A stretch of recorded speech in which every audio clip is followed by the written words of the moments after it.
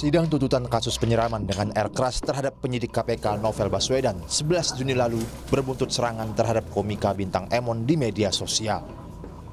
Bintang Emon diserang sejumlah akun yang diduga buzzer atau pendengung setelah ia mengunggah video yang menilai tuntutan hukuman 1 tahun penjara untuk 2 terdakwa penyerang Novel Baswedan terlalu ringan. Selain tuntutan hukuman yang ringan, Bintang Emon juga mengkritik argumentasi tuntutan jaksa bahwa penyiraman air keras tak sengaja mengenai mata Novel Baswedan. Mengutip analisa pakar media sosial Drone Emprit, Ismail Fahmi di akunnya, tren mention atau percakapan terkait Emon naik tajam tanggal 15 Juni 2020 pagi atau 2 hari setelah video diunggah. Bintang Emon viral dengan kemunculan sejumlah meme yang memfitnah Bintang Emon mengkonsumsi narkoba. Dari data mentah 14 Juni, Ismail Fahmi menyebut ada 3 akun yang menyebarkan meme fitnah kepada Bintang Emon dengan sejumlah unggahan yang sama persis dan dalam periode waktu unggahan yang sama. Komika Bintang Emon sendiri langsung bereaksi terhadap fitnah yang menuduhnya memakai narkoba. Dalam akun media sosialnya, Emon menjawab tudingan dengan mengunggah surat keterangan negatif narkoba dari sebuah rumah sakit di Jakarta Selatan. Serangan dan perundungan terhadap komika Bintang Emon memicu reaksi publik. Pembelaan terhadap apa yang disuarakan Bintang Emon juga datang dari Novel Baswedan sendiri. Saya prihatin karena Bintang Emon, seorang anak muda yang menyampaikan kritik sosial, menyuarakan kritik adanya suatu ketidakadilan atas suatu proses hukum yang dilakukan terhadap pelaku penyerangan atas diri saya. Proses itu nampak sekali keterlaluan, nampak sekali mempertontonkan wajah hukum yang buruk dan lucu tentunya. Sehingga saya melihat kritik sosial yang disampaikan itu sudah pada tempatnya. Wakil Ketua DPR dari fraksi Gerindra, Sufmi Dasko Ahmad, turut bersuara atas perundungan terhadap Bintang Emon. Sufmi meminta Bintang Emon dan masyarakat pada umumnya untuk tidak takut bersuara kritis terhadap pemerintah. Namanya komika Bintang Emon itu terus saja berkarya, dalam menyuarakan sesuatu itu ada saja memang hambatannya, dan saya pikir hal-hal ini jangan kemudian dijadikan hambatan untuk kemudian menyuarakan kebenaran gitu. Proses peradilan terhadap terdakwa kasus penyerangan Novel Baswedan, Roni Bugis dan Rahmat Kadir Mahulete masih berlangsung. Setelah tuntutan jaksa yang kontroversial, kini bola keadilan berada di tangan majelis hakim, bukan ditentukan oleh agenda akun-akun pendengung yang tidak bertanggung jawab. Tim Liputan Kompas TV. Dan di studio saudara telah hadir untuk membahas masalah ini atau isu yang kemudian mengemuka ini di tengah masyarakat, terutama di netizen atau di media sosial. Ada analis komunikasi politik Gun-Gun Haryanto yang sekaligus saya umumkan sebagai narasumber perdana lagi yang hadir di studio. Mas Gun, terima kasih ya. Setelah sekian lama kami narasumber selalu daring begitu. Daring ya. Untuk menjaga jarak. Oke, terima kasih Mas Gun. Tapi kami lengkapi juga karena hadir melalui sambungan daring atau online ada tenaga ahli utama Kantor Staf Presiden atau KSP, Bang Doni Gahral Adian. Mas Don, selamat pagi. Selamat pagi, Mas. Ya, satu lagi untuk melengkapi obrolan kita pagi hari ini ada analis media sosial sekaligus Head Strategist Political Wave, Aryo Hendarto. Bung Aryo, selamat pagi. Pagi, Mas Bayu. Pagi, ya. Mas Doni. Gun. Pagi, Mas. Pagi semua. Ya, kita ngobrol saja dengan apa yang terjadi di tengah masyarakat, terutama di media sosial. Saya ke Mas Doni dulu. Berkaitan dengan apa yang kemudian terbaca, nanti ada Mas Gun dan juga Aryo yang akan membacanya lebih pas lagi. Tapi feel saya ketika kemudian ada kritik terhadap apa yang terjadi di pemerintahan seperti dilakukan Bintang Emon begitu, kemudian ada buzzer-buzzer yang membuli siapapun yang melakukan kritik di media sosial. Sepertinya mewakili pemerintah gitu Mas Doni. Anda juga boleh konfirmasi hal tersebut. Dan kemudian justru seperti terbaca pemerintah kayaknya nggak mau dikritik sama sekali sih. Bagaimana tanggapan Anda? Baik, pertama pemerintah tidak mengorganisir buzzer. Ya. Buzzer ini, Mas Bayu, memang secara organik dia lahir pada masa pasca otoritarianisme. Kenapa? Karena tentu saja begitu ada kekuasaan dan ada oposisi, pasti ada yang menyerang, ada yang membela. yang menyerang itu tidak terorganisir, yang membela juga tidak terorganisir. Artinya apa? Buzzer itu independen, ya, inisiatif sendiri, apapun afiliasi politiknya tidak bisa disangkut pautkan dengan pemerintah. Oke. Karena apa? Karena pemerintah sikapnya terhadap kebebasan berekspresi jelas, dilindungi konstitusi dan harus dihargai sebesar-besarnya, begitu. Kalau begitu dengan buzzer-buzzer yang kemudian membela mati-matian pemerintah seperti itu, merasa dirugikan atau tidak? Karena kemudian banyak orang yang mengatakan, ini pemerintah sepertinya jadi nggak boleh dikritik begitu, atau dibiarkan saja? Bagaimana menurut Mas Doni? Ya, tentu saja pemerintah merasa bahwa afiliasi ya antara buzzer dengan pemerintah itu merugikan, karena pemerintah tidak pernah sama sekali ya memerintahkan, menginstruksikan atau mengorganisir buzzer untuk menyerang yang kritis, karena kritik itu diperlukan, masukan yang diperlukan. Nah, artinya apa? Apabila memang dirasakan buzzer-buzzer itu melakukan sesuatu yang memiliki unsur pidana, ya silahkan saja pihak yang merasa dirugikan untuk mengadukan ke kepolisian begitu supaya diproses. Juga terjadi pada komika Bintang Emon. Jika merasa dirugikan dan ada unsur pidananya sesuai dengan undang-undang yang berlaku, ya proses ke kepolisian gitu supaya terang begitu siapa yang kemudian menjadi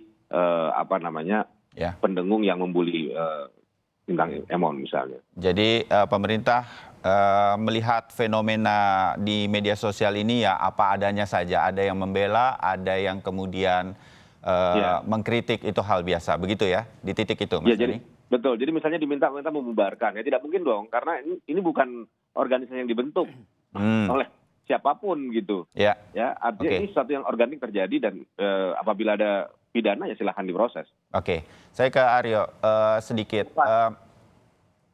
Anda melihat, saya tertarik sedikit saja dari apa yang dikatakan oleh Mas Doni. Ini bukan diorganisir atau apa begitu.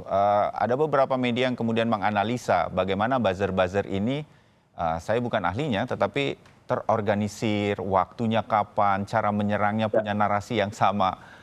Ini tidak diorganisir sedemikian rupa, betul-betul seperti Mas Doni katakan, itu apa adanya atau gimana yuk? Catatan-catatan dari Politika Wave. Jadi mungkin kalau kita lihat, Mas, kita bisa berkaca kembali ke beberapa tahun politik kita sebelumnya ya. Bahwa memang seperti tadi disampaikan oleh Mas Doni bahwa ada yang mendukung dan juga ada yang oposisi. Sudah pasti ya. Kita lihat dari buzzer. Buzzer ini sebenarnya memang bisa dibilang, kalau saya melihatnya memang malah ada yang memang terorganisir, ada yang tidak, Mas. Jadi begini, kalau kita lihat dari masing-masing, kita berkaca dengan tahun politik lah sebelumnya ya. Nanti baru kita tarik ke tahun sekarang. Bahwa pada saat tahun politik itu kan memang ada yang namanya pendukung dari kedua belah pihak gitu ya. Dan ini sebenarnya yang harus kita lihat, kita analisa bahwa pendukung ini tuh sebenarnya tipe pendukungnya seperti apa sih? Lalu apakah yang pro pemerintah atau apakah yang oposisi pemerintah? Saya bahas mungkin dari yang pro pemerintah lebih awal. Bahwa kalau kami lihat pada saat itu, kita lihat timeline ke belakang gitu ya, bahwa yang pro pemerintah ini memang cenderung itu organik, Mas. Sedangkan kita bisa bilang buzzer terkait dengan isu yang ada dengan Mas Bintang Emon kemarin ini gitu ya. Kalau kita lihat ini akunnya kan sangat bisa dibilang cukup mencurigakan. Kenapa? Akunnya followersnya sedikit, mereka juga meng-tweet dengan pola yang sama, lalu juga bisa dibilang ini akunnya juga baru. Jadi maksud saya yang saya lihat adalah ini bertentangan dengan akun-akun yang biasanya adalah pro pemerintah. Nah ini juga bertentangan, kalau saya lihat juga begini, ini bertentangan juga dengan yang pro oposisi. Jadi kalau saya melihat akun ini adalah akun-akun yang sedang dicoba atau akun-akun baru yang sedang melakukan uji coba atau tester di akun gitu ya. Menarik ya. Jadi bisa saja ini bukan pro pemerintah, tapi memanfaatkan saja situasi ini untuk kemudian memperlihatkan pemerintah seperti anti kritik, begitu maksudnya? Iya, betul. Ini kami melihat itu lebih ke arah sana, Mas. Jadi kami tidak melihat bahwa ini adalah buzzer pemerintah atau ini buzzer oposisi pemerintah, tapi ini saya melihatnya ini ada oknum atau ada kita bisa lihat organisasi atau misalkan ada perorangan yang mencoba untuk ini ada momen seperti ini, sosok Bintang Emon juga cukup populer, Mereka mencoba mengangkat Oke. hal seperti ini, gimana responnya. Ternyata kan responnya itu kalau kita lihat, Mas, Ya. berdasarkan timeline. Ini ada data yang Anda kirimkan juga kepada kami dan kami sedang share ini di layar Kompas TV. Memang agak sedikit kurang jelas, tetapi apa yang bisa Anda gambarkan dari sini? Jadi begini, Mas, biasanya kalau kita bicara buzzer itu ya, kalau buzzer itu biasanya masif, Mas. Jadi dalam artian mereka nggak hanya 1, 2 orang, 3 orang. Tapi apabila mereka sekaligus menjalankan penyerangan ini, mereka kan masif, banyak. Ya. Makanya itu disebut buzzer kan. Tapi kalau kita lihat kemarin, kejadian dengan Mas Bintang Emon ini, dia viral bukan karena buzzernya. Tapi viral karena memang akun-akun organik yang mempunyai sebaran yang luas. Oke. Mas Panji, Ustadz Hilmi, Mas Ernest Prakasa. Jadi memang ini yang kita lihat adalah, oh ini bukan viral karena buzzer anti pemerintah. Tapi apa yang mengarahkan anti pemerintah atau oposisi, tapi memang ini viral karena ada teman-teman sejawat dari Mas Bintang Emon yang merasa tidak terima atau merasa nggak seperti itu kok yang terjadi dengan Bintang Emon gitu loh, Mas. Jadi jadi sebenarnya viralnya bukan karena buzzer 3 orang ini, tapi memang harus kita cermati bahwa akun-akun yang dibuat atau akun yang kita bisa bilang ada 3 akun utama yang memulai menyerang atau memulai untuk melakukan represi terhadap Mas Bintang, Mas Emon gitu ya. Ini akun-akun yang saya bilang ya itu tadi, ini bukan buzzer pro pemerintah maupun bukan buzzer oposisi, tapi ini buzzer coba-coba kalau saya bilang. Oke. Ya, saya kalau gitu ke Mas Gun dulu untuk melihat secara umum seperti apa, karena kasusnya kan sebetulnya kan kasus hukum sebetulnya, apa yang kemudian dilihat sebagai koreksi saya juga nih, bahasa saya adalah ada Bintang Emon sebagai warga masyarakat melihat kayaknya kok nggak adil betul sih tuntutan ini dan segala macam, dan kemudian menuai kontroversi. Anda melihatnya seperti apa? Iya, saya pikir itu bagian dari ekspresi freedom, ya. Namanya kebebasan berpendapat. Dan saya udah menonton Full ya? videonya, Ya. full. Dan itu saya pikir tidak ada unsur pelanggaran hukum, karena itu sifatnya menyampaikan kritik secara sarkas ya. Dan menurut saya konstitusi kita melindungi itu. Kita hal yang paling fundamental dalam konteks berdemokrasi itu adalah kebebasan berpendapat. Selama memang menghormati hukum dan keadaban berpolitik kan begitu. Dan saya pikir kritik-kritik itu menjadi relevan. Kenapa? Karena banyak paradoks yang memang harus juga diingatkan. Baik itu di masyarakat sendiri, di pemerintah maupun di teman-teman penegak hukum gitu. Dan saya pikir eksistensi kritik itu menjadi nutrisi yang paling bagus menurut saya dalam konteks demokrasi. Kembali ke buzzer, arti buzzer itu kan bell alarm gitu ya. Mungkin di media sering disebut pendengung. Karakter kerjanya itu kan memang memalingkan perhatian secara masif ya lewat pengelolaan opini.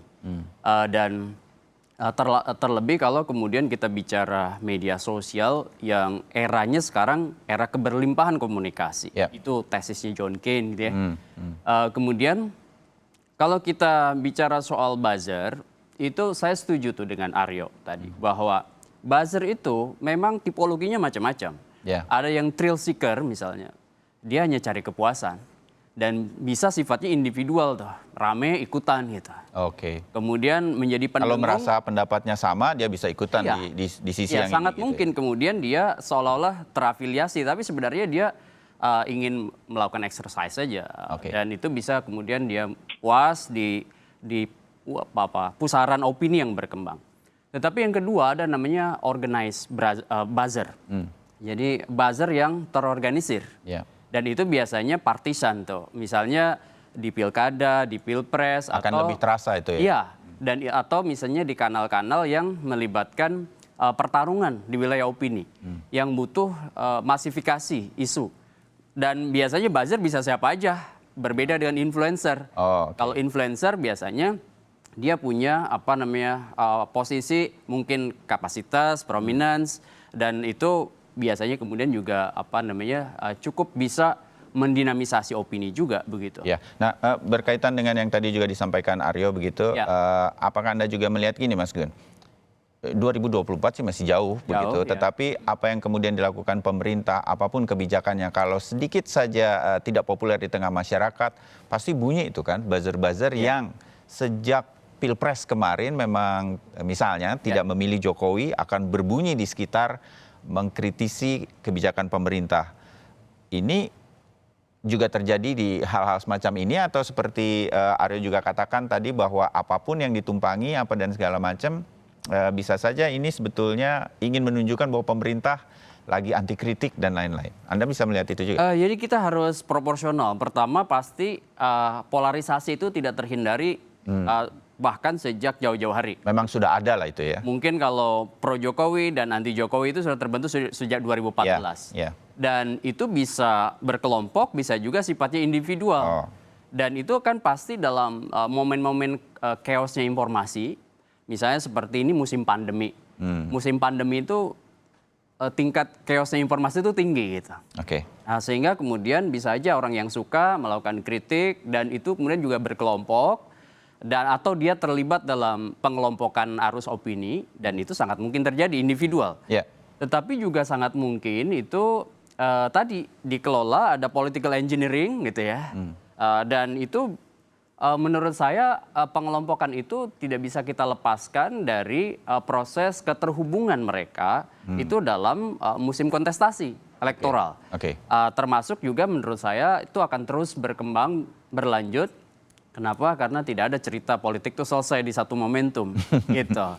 Dan itulah menurut saya ketika misalnya yang paling penting bagi kita sebenarnya dalam konteks bicara soal demokrasi. Pemerintah itu akan sehat kalau kemudian memberikan ruang kritik. Baik itu diskusi di kampus, misalnya jangan sampai dibubarin kalau memang bicaranya akademik. Kemudian bicara misalnya soal kritik terhadap kekurangan-kekurangan dalam pengelolaan pandemi, itu menurut saya wajar. Atau misalnya ada nalar publik yang terusik ketika misalnya putusan hukum itu dianggap misalnya tidak memenuhi aspek atau rasa keadilan. Dan itu bagi saya adalah satu hal yang harus dilindungi karena kita konstitusi aja melindungi. Gitu. Nah itu catatan dari Mas Gun. Yuk, ada catatan dari Politika Wave bahwa apa yang terjadi terhadap Bintang Emon misalnya, atau mungkin kritik-kritik yang lain yang berkaitan di media sosial yang kemudian positif atau negatif begitu trennya kepada pemerintah, karena kebanyakan kan berkaitan dengan apa yang kemudian menjadi kebijakan pemerintah dari soal hukum, ekonomi dan lain-lain. Aryo. Cukup banyak Mas sebenarnya kalau kita lihat ya. Mungkin yang belum lama ini terjadi terkait dengan lonjakan harga listrik Mas ya, PLN. Itu ada Mas Tompi juga ya yang ikut komen terkait dengan masalah ini. Dan itu kasusnya mungkin sedikit berbeda dengan apa yang ada di Bintang Emon saat ini ya Mas ya. Pada saat itu memang muncul beberapa reaksi-reaksi ini dari bisa dibilang orang-orang yang memang cenderung ini adalah pendukung atau simpatisan dari ini menarik. Saya sebelum dialog kita mulai, saya ngobrol sama Mas Gun. Tompi yang orang tahu ini Jokowers begitu, ketika melakukan kritik pemerintah kena juga sama buzzer yang kita sebutlah bully dari buzzer begitu. Itu kenapa ya? Ya jadi sebenarnya ini hukum reaktif dan hukum reaksi Mas ya. Jadi maksud saya begini, yang saya juga bisa bilang ini agak overreacted juga pada saat itu ya, bahwa pada saat Tompi menyatakan ini tagihan listrik kok naik sekian ratus % gitu ya sebenarnya. Nah ini yang kami coba lihat Mas dari sini adalah buzzer ini atau netizen ini lebih melihatnya kepada wah kok akun seperti ini nyerang langsung dari ke government gitu ya, ke pemerintah gitu.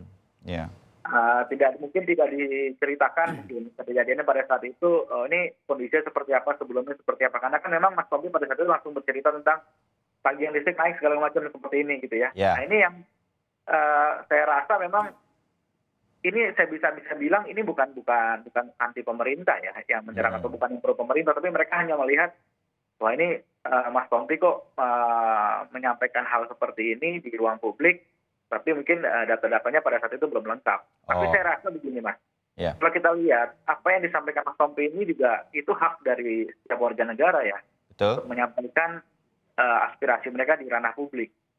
Nah ini yang saya juga lihat Mas, bahwa kita berpikir kemarin setelah konstelasi politik ini kehidupan di jagat maya ini bisa lebih harmonis gitu ya.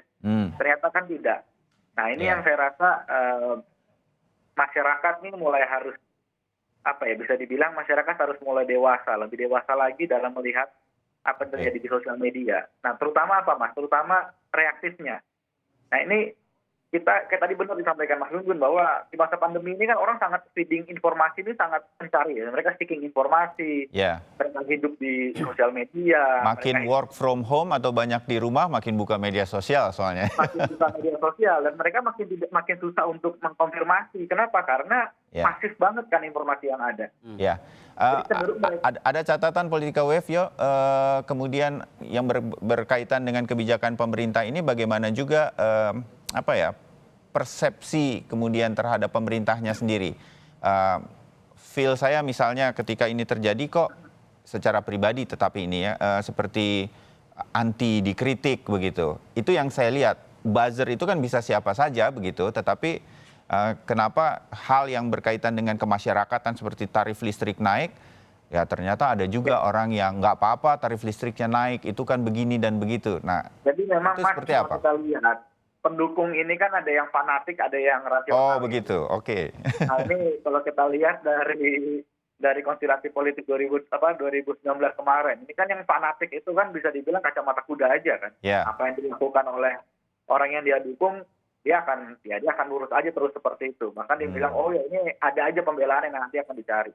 Tapi kalau kita lihat, memang inilah yang saya bilang pada saat itu bahwa jangan sampai kita tuh terlalu over fanatik terhadap suatu dukungan atau suatu pendukungan kita. Kita juga harus perlu menjadi mediator untuk mengingatkan. Nah, disinilah saya rasa. Itu yang dikatakan Tompi, kalau saya tidak salah. Kemudian dia mengatakan, saya memang mendukung dan memilih Pak Jokowi, tapi kalau ada yang menurut dia harus dia ingatkan, saya justru harus mengingatkan begitu. Ya, karena kejadiannya begini Mas, kadang-kadang itu kan begini, Pak Jokowi ini bisa dibilang respon ini dengan santai gitu ya, dengan rileks. Namun terkadang memang ada beberapa pendukung yang cenderung dia tidak terima gitu ya dengan apa yang disampaikan oleh orang terhadap Pak Jokowi. Tapi yang saya rasa yang kita lihat kalau dari data-data yang ada kita, pemerintah ini sangat bisa menerima terkait dengan masukan-masukan yang terjadi di sosial media. Banyak kebijakan-kebijakan yang sebelumnya sempat sedang digodok atau sedang dirundingkan di meja perundingan gitu ya, tapi karena tersebar di sosial media lalu masyarakat menanggapinya tidak positif atau negatif seperti itu, pemerintah melakukan renegosiasi atau melakukan perubahan-perubahan. Atau bahkan ada yang beberapa misalnya rancangan undang-undang mau dibahas ditunda kan begitu ya. Betul, jadi kan maksud saya juga ini tidak bisa kita sampaikan bahwa pemerintah anti kritik. Cuma sayangnya takutnya ini dimanfaatkan oleh beberapa netizen atau beberapa pendukung yang memang terlalu over fanatik. Jadi melihat sedikit ada kritikan mereka reaktif. Nah ini yang saya rasa malah bisa menjadikan liabilitis bagi pemerintah. Ini sebenarnya juga pemerintah juga harus bisa menjembatani hal ini. Kalau gitu saya langsung minta komentar Mas Doni berkaitan dengan bisa saja jadi bumerang nih kalau kemudian dibiarkan begitu saja, Mas Don. Iya, jadi saya pikir tadi sudah dijelaskan ya mengenai karakter buzzer ya. Ada yang individual, ada yang terorganisir. Tapi terorganisir itu bukan artinya pemerintah mengorganisir ya. Mereka mungkin mengorganisirnya sendiri untuk satu posisi politik tertentu. Nah,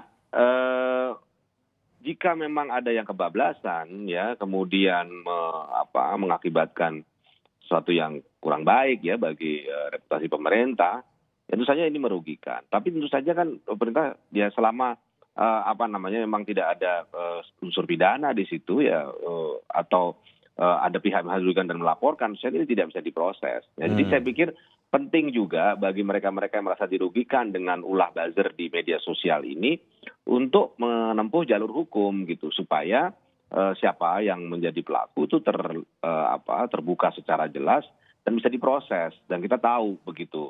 Jadi jangan semuanya kemudian dilemparkan kepada pemerintah seolah-olah pemerintah anti kritik. Tadi dikatakan bahwa pemerintah justru menerima banyak sekali kritik masukan lewat media sosial dan menjadi satu kebijakan begitu. Baik, oke. Mas Doni, Mas Gun, dan Aryo, kita akan sambung dan saya ingin lihat karena banyak juga di media sosial yang berkaitan dengan ketidakadilan hukum misalnya untuk kasus yang disuarakan oleh Bintang Emon dalam kasus Novel Baswedan. juga kemudian banyak yang menyuarakan pemerintah juga harus ikut bersuara ini begitu. Nah, hal semacam ini bagaimana kemudian menyikapinya? Mas Gun, Mas Doni dan juga Aryo akan membahasnya bersama kami usai jeda. Tetap bersama Sapa Indonesia.